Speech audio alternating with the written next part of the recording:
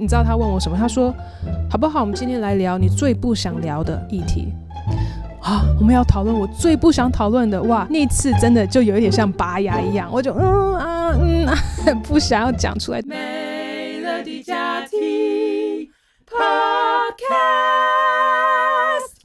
嗨大家，欢迎回到美乐蒂家庭，这是第一集在纽约录的。And 我今天也要开始新的系列，就是书评。大部分的时间在我们美乐蒂家庭，我会跟实际的人对话，通常是我爸爸妈妈，或者会有嘉宾来 and then 我们就有一个 in-person conversation。 但是我就想说，有的时候也可以来个书评 where I kind of have a conversation with the author, right? 不见得他在场，但是我可以借着他写的这本书有一个讨论。那我觉得这样子也是很有趣，因为我是很爱读书的人。那我觉得很多的书，特别是英文的书，希望可以获取一些祝福到中文听众的东西。Yeah, because a lot of the books that I read are in English. 那我觉得可能已经很多的英文读者受益了，所以我就希望借着我自己的分享，带给中文的听众也有同样的受益。这是我为什么要开始这个系列的原因，因此我会尽量讲中文。I think most of you know English is my first language, 但是 for the sake of my audience, 因为我知道大部分人还是听中文的，我会尽量讲中文。然后再来呢，在这个系列里面，我希望做很特别的事情，就是提供一些可以讨论的问题 discussion questions，是你们可以在留言去回答，或者在小组里面去讨论。我是希望可以有这样子的一个作用，就是我的书评，然后再加上一些群体讨论的问题，希望大家会有受益。那我们今天就来讨论吧。今天我选的这一本书 is called The Art of Memoir by Mary Karr， 回忆录的艺术。我为什么会选这本书 actually 是因为我从小就很有写日记的习惯，我很喜欢写日记，所以呢 a little dream of mine， 我的一个小小梦想就是有一天可以写回忆录。其实我就是喜欢写作文， so one day I'd love to release a memoir or just write books. That is the dream. 除了写音乐以外，我也是很喜欢写作文。这几个月我有一个 life coach 嘛，生命教练，然后我有的时候一些日记就会跟他分享，然后他就鼓励我真的可以去朝着这个方向前进。所以我就想说，第一步我们就来读这本书。 This is the first book I borrowed from a public library since coming to New York City. 我就借了我朋友的 library card， 然后就第一本书借的就是这本书。那我为什么今天会选这本书来跟大家分享，就是因为我觉得这本书里面讲到的要诀，就是如何写回忆录，其实跟我们平常人大部分人是很有关系的。我觉得因为你要能够写回忆录，其实你需要非常的对自己诚实，因为你在回忆嘛， you have to be very very honest, like what happened, and you have to have incredible self-acceptance. 你要能够接纳你自己，接纳发生的事情，你才能够回忆嘛。所以你要对自己的那种包容跟接纳，然后你要对真理的寻求的那种竭力跟不放弃。因为写一本书其实就是不容易的事情嘛，你要有那种坚持不放弃的意志力。我觉得这些其实都是我们平常人都可以有的，会对我们人生跟关系是非常有帮助的。所以我就觉得今天来分享这本书，所以我就想了5点，我从这本书学到的5点，然后每一点后面就会也提供一个讨论的问题，大家可以去想想看。So the first point, finding your voice.Don't try to be or sound like anyone else. 就是要找到你自己的声音，不要试图像别人一样。那什么是声音 voice？ 其实你在写作文的时候也是有自己的声音。以前我是真的没有了解这一点，就是其实你写作文，每一个人写作文都是会有不一样的，即使他们在写的题目是一样的 right？ 为什么？因为每一个人的个性，每一个人思想的方式，看见的方式，见识思考，会问的问题，喜欢跟不喜欢的东西都不一样，所以他们写出来的东西也就是不一样。就像我们平常讲话，我们讲话的方式也就是会掺杂我们的个性嘛，我们的背景，我们会用的句子啊 everything, like it has a lot to do with who we are as a person. 我们的背景 everything, who you are, your voice is unique to you. 你就不要尝试好像跟别人一样我就是想要更聪明，我希望人家听到我讲话的时候或读我写的东西会觉得我很聪明或者我很酷。他说 You can't fake your voice. Don't fake your voice. 因为读者他很快就会知道这个人假的。所以第一步就是 find your voice. Everyone's voice is different. 像他自己是一个老师，他会教他的学生怎么写回忆录。他说常常在学期初，他很多的学生写的作业很容易就可以看得出来 they're using their fake voice. You know, they're trying to come off as cooler or smarter or edgier than they really are. 但是渐渐你写越多，你自己也回去读你写的东西，或者去给人家参考，你就会开始更多的去发现 who you really are and what is your actual true voice. 就像这个作者一样，他说他以前也就是 try very hard to sound a lot like Hemingway, 就是很有名的一个作家。She's like, she wanted to sound polished, she wanted to sound sophisticated. 但是后来他就发现，其实他就不是嘛，他不是 Hemingway, 所以他就只能写 what is true to her. She grew up in the South, okay? 所以他就用很多 Southern drawl 或者 Southern slang, 然后他就发现这就是 true to her. 他就写得更自然，然后大家也就更喜欢读他写的，因为就是他的声音。So finding your voice, 我觉得这个真的也就是关乎我们能不能够接纳我们自己，然后不要假装你是任何其他的人。So my discussion question here, 我提供的一个讨论问题就是 What was a time you tried to pretend to be someone else and how did it make you feel? 有什么时候曾经假装成另一个人，那让你感觉如何？ What would it have looked like or sounded like to just be yourself in that situation? 如果在那个情况中你只是做自己，又会是什么样子？我觉得大家可以去思考，我曾经有没有尝试假装成另一个人？那如果我就是我自己，会是怎么样呢？这是第一点。Now the second point that I really like from this book is obviously be honest. 诚实。那诚实也包括什么？就是当你不知道的时候，你就说你不知道。Just say you don't know if you don't know.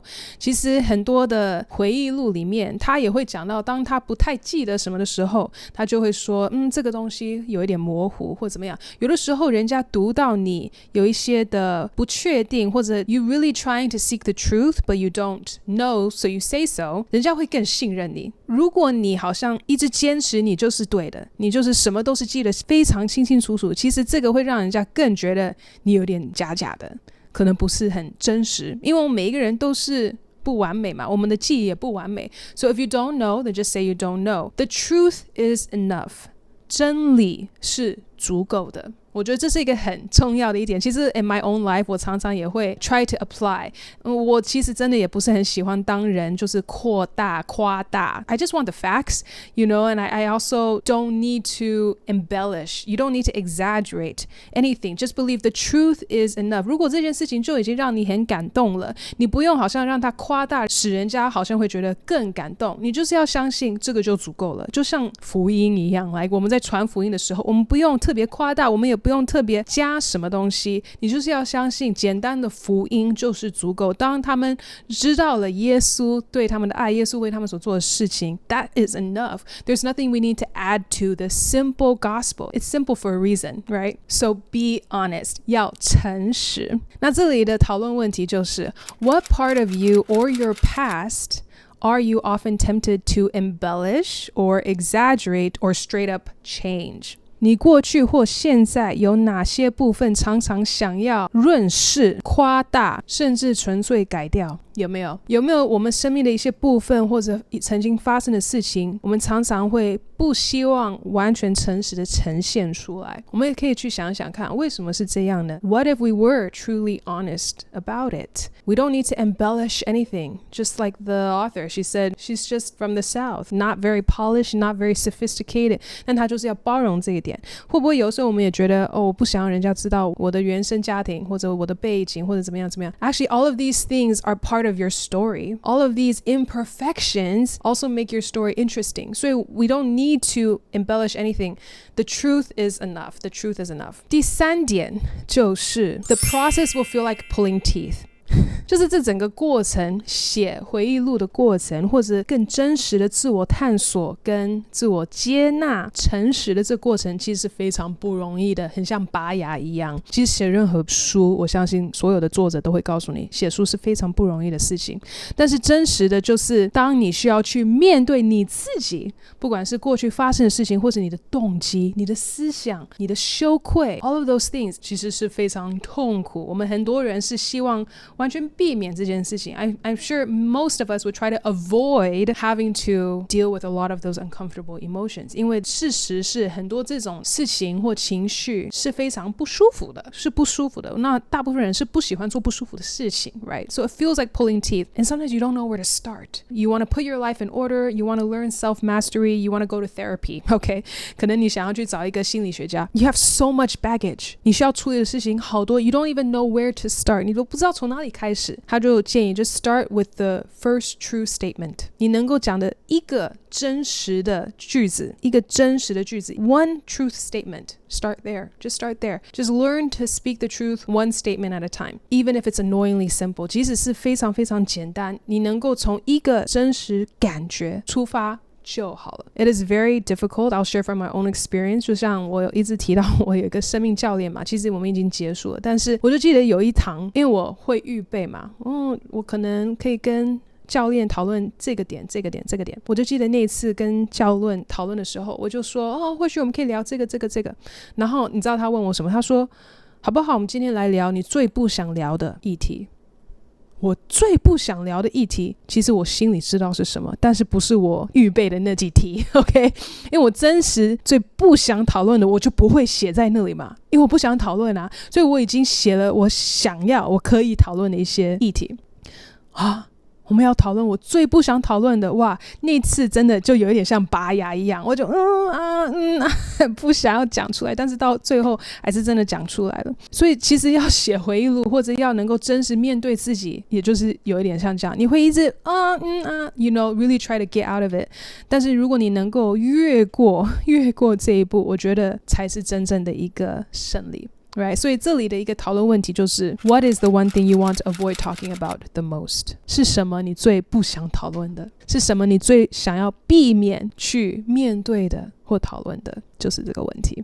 我觉得你可以好好真实去问你自己，有可能很快它就会浮现出来，有可能你需要一直去挖一层一层去把它显露出来，但我觉得是很好一个操练。 What am I constantly trying to avoid here? And let's face it.Yeah. 好，第三点 Learning to articulate what you are thinking, whether in spoken or written word, can be powerful and helpful. 学会表达你的思想，无论是口语或书面，就是写作文啊，或者就是跟人家分享，你能够清清楚楚的表达你的思想，我觉得这是会非常有能力也很有帮助的一件事情。帮助谁？帮助你自己，也帮助你的关系。就像 Mary Carr 她说她出她第一本回忆录的时候，她妈妈就给她的一个回馈就是哇，我不知道你曾经是这样子去想的。其实 this is very true。 我觉得很多甚至我们最亲密的家人不见得知道我们在想什么，他们真的不知道我们在想什么。 We think sometimes it's obvious by the look on our face or just by the facts and the figures， 但其实不是这样。但如果我们学习清清楚楚去表达，或许我们的关系就会变得更好，或许我们能够避免很多的心痛跟误会，或许就给人家一个机会可以真实的认识我们，get to know us, know our heart, and then love us, right? How can you love someone that you don't know? 如果你表达的都是一个虚假的自己，那人家都没有机会认识真实的你，没有机会爱上真实的你。所以我觉得能够表达自己的思想是一个很有能力的事情，是一个很有益处的事情。然后再来，为什么要学习表达自己的思想？我觉得一个很重要的点就是让人家有机会可以改正。因为常常我们的思想里面是很有可能有错误的 right？ 有可能我们表达出来，对方才会听到，才有机会说哈，原来你是这样子去想的，或者不对啊，这不对啊，是这样子发生的。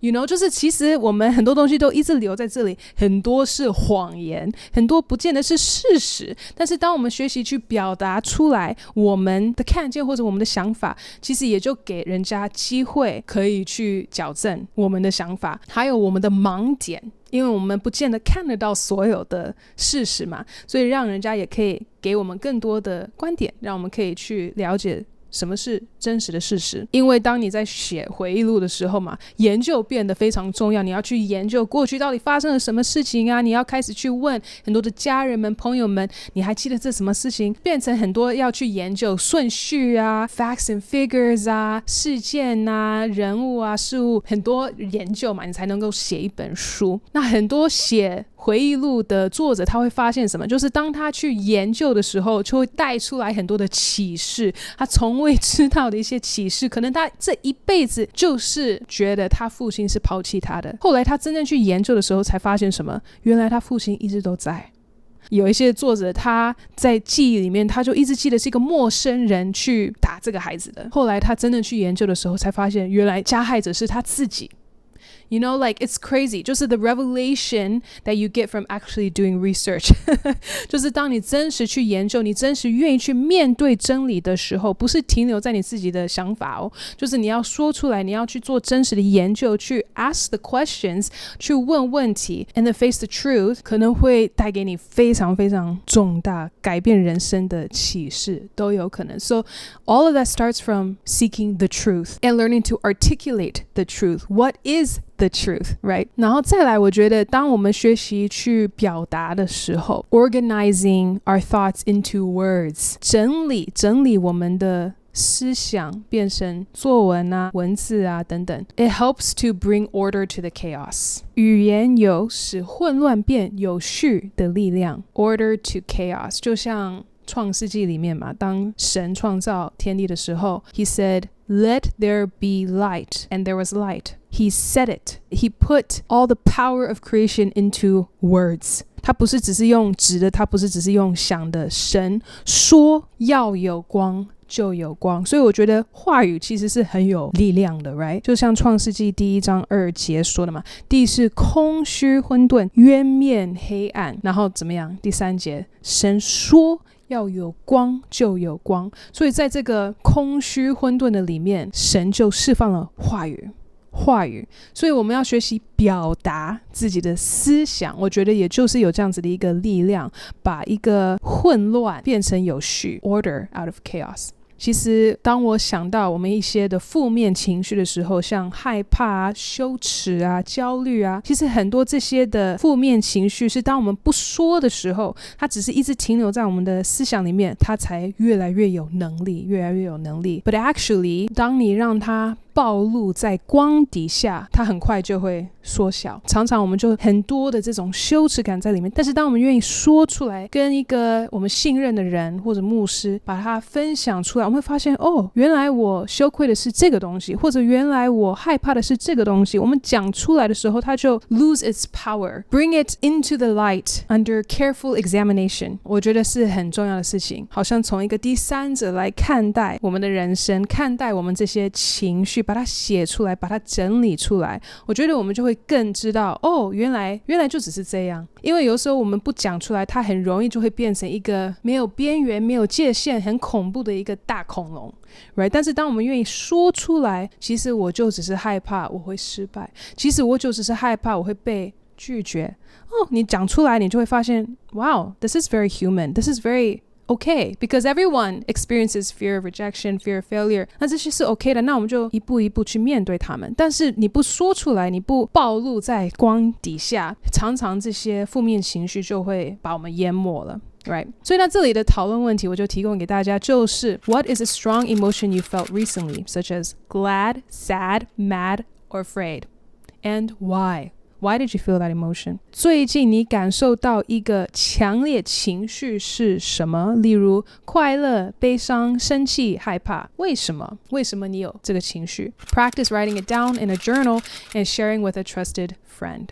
试着把它写进日记或分享给信任的朋友。这个的一个操练就是学习表达我们自己，表达我们的情绪，表达我们的思想， articulate it.Yeah, I think it's very helpful. And then this is the last point that I took from this book that I will share today. Live your life as if it will be written about one day. 活得像有一天会被写进书里。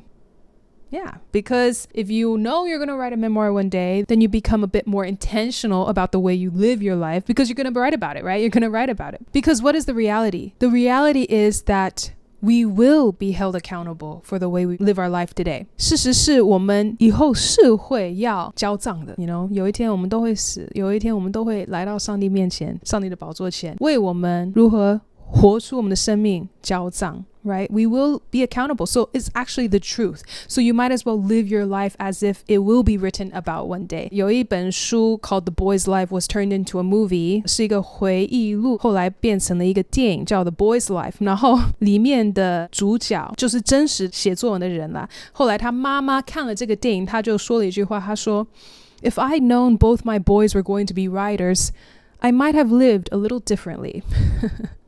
他就是说，如果我早知道两个儿子都要成为作家，我可能会过得不一样。所以我觉得这是很值得思考的，不管是你的孩子可能会成为作家，或者是我们以后就是要面对上帝，我们会怎么选择去过我们的生命。 How would we choose to live if we knew that it would be written about one day? 所以我觉得可以去思考的就是 What is the lesson you're learning? 你在这个季节在学的功课是什么？我们常常可以去问我们自己 Every season there is a reason.Every life, there is a story. What is the revelation you are coming to? 你在学的功课，你在得的启示。因为每一个回忆录，它都必须要有一个成长的过程嘛 ，right? 你才会想要读这本书嘛。And that is your hero's arc. 英雄旅程 What is yours? 你的故事天线是什么呢？没有人出生就是英雄 No one is born a Superman. No one is born a hero. 那就是为什么我们读书的时候我们就很喜欢读那些 underdog 就是他从小很弱小或者不怎么能干，但是他怎么渐渐胜过胜利，成为英雄，成为大家所佩服的人。我们在世界里面常常就是喜欢去跟踪这种人，或者去读这种人的故事，对不对？ The hero's arc. So what is yours?我觉得我们可以常常鼓励我们自己 Nobody started off like that. Nobody was born like that. 但是我们怎么可以也活得更有意图，更有动力？ Maybe you know one day you're gonna write a memoir. 所以让我们每一天就可以活得更有毅力。 So the discussion question here is What was or is your biggest struggle?And how will your victory help others in the future? 你最大的征战挣扎是什么？你将来的胜利能如何帮助别人？我觉得这是一个非常好去思考的问题，不是只是为了你自己，而是为了别人，因为你的胜利是可以帮助到很多的人。然后再来就是 How do you want to be remembered after you die? 你希望在死后被怎么记得？你希望你怎么被纪念？ So those are my top 5 points that I got from this book, and I hope that it blessed you. 希望我分享这5点祝福到大家，还有这些讨论的问题，其实你们也可以留言去回答，或者你也可以在小组里面去回答。 So again, just a quick summary, the 5 points. Find your voice. Don't try to be or sound like anyone else. 找到你自己的声音，不要假装像别人一样。第二点，Be honest, 要诚实。如果你不知道就说你不知道，没关系，真理就足够了。第三点就是这个过程会是不容易的。It will feel like pulling teeth, right? And number 4, learn to articulate what you are thinking. 学习去表达你在想什么，因为这是非常有力量的，也会帮助到你自己还有你周围的人和关系。然后最后就是 live your life as if it will be written about one day, because it will. 要活得像有一天会被写进书里一样。然后这些讨论问题我就放在这边，你们可以现在留言或者在小组去讨论。希望今天的这一集对大家很有帮助。 And in the future, 未来我会继续有很多的书评。其实接下来我已经有一些书是准备要跟大家分享这些书评，所以如果你们有任何的建议 how to make this series better， 或者你们希望可以有什么样的书评，也可以留言让我知道。谢谢大家观看 and I'll see you in the next one. Bye bye.